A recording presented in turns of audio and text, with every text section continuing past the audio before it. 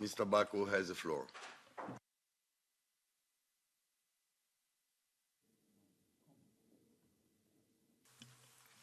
Comments or questions? Yeah.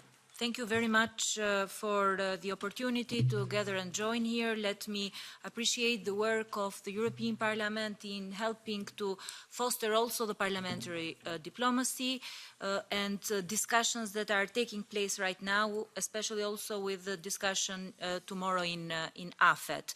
Today is the Day of Unity of Ukraine, and this day reminds us how important it is, peace, security and stability of the region, and we should not take it for granted. So in this regard, I am happy that both the COELA chair, the Commission, but also the external services are in the same opinion of progressing with opening of 2 chapters of further negotiations of Albania. On behalf of the Albanian opposition, let me say you that we agree to disagree on a lot of things, but on this issue, both political sides, also the opposition, supports the opening of accession negotiations. Of course, for different reasons from the government, but we do. We are now in a very difficult situation, and I'm happy that the Commission actually talked about the elephant in the room. The situation in the Albanian parliament is walking through a very rough patch. And ahead of opening of the chapters and ahead of the COELA sending the letter for the negotiation positions, we would really appreciate to emphasize once more the political dialogue needed to overcome the situation. But what's important, the role of Parliament in the European integration process, firstly, and secondly, also in the role that the Parliament has to oversight, but also monitor and scrutiny the government. For this regard, I believe that it's important right now to have unity of purpose regarding discussions in Parliament, but also unity of purpose that European integration needs a quality lab also in changes of the relations of the government with Parliament. Unfortunately, Albania has not fully exploited the opportunities of the Berlin process in terms of funds, so let me commend the Commission, but also the Parliament for the support for the growth plan, and I hope that Albania really uses the potential that these funds will have.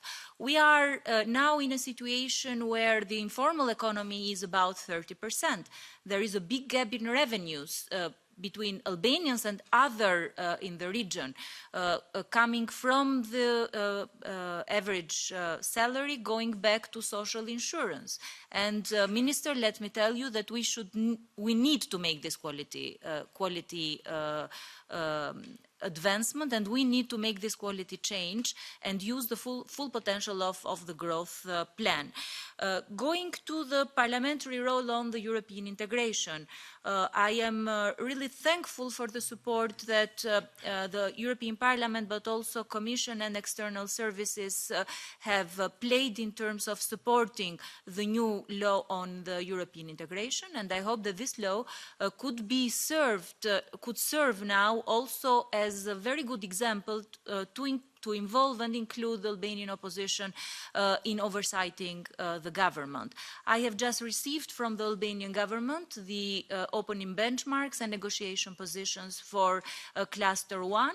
And on behalf of the opposition, we are ready to discuss it. But we need to make sure that the experience of the screening process now is translated into a full and proper legislative process. I have to regret to inform you that during the last year, only 8 laws in the Committee on European Integration came to approximate legislation. So we are good in doing a stock take or where we are, but we are not continuing on the reform path. During the last 2 terms of Parliament, the only reform approved, as far as I remember as an old member of Parliament, is the justice reform in 2017, and we have stopped there. We need to make the necessary changes to the justice reform institutions that are pending in the Parliament. We need to make sure that these changes do not allow for political influence in the system, and we need to make sure that the justice independent institutions, especially those that are related and linked with the fight against corruption, and I mean here SPAC, are taken away from political influence. I have seen with worrying concerns the last developments in terms of establishing a working group in the Socialist Party parliamentary group to oversight the fulfillment of the EU criteria for independent institutions. This is clearly a Parliament's job, which is given to the European Integration Council, which I chair. Is not a party job. So I hope that I can have the agreement of the Commission and external services on this regard to continue the good example of the involvement of the opposition in the European integration process. Right now we are discussing on the law on investigative committees and the role that the opposition should have in terms of investigating the government. And I am sorry to say that the changes of the investigative committees law were not consensual. I was hoping that this could be used to unlock the crisis in Parliament, but this would not stop the opposition, first of all, to continue the role in terms of scrutiny of public spending, concessions and PPPs, but also it will not stop the opposition to continue raising these issues in Parliament and otherwise. The supportive role that the Albanian Parliament has for the European integration process should be used by the government to involve the opposition more and not to exclude the opposition.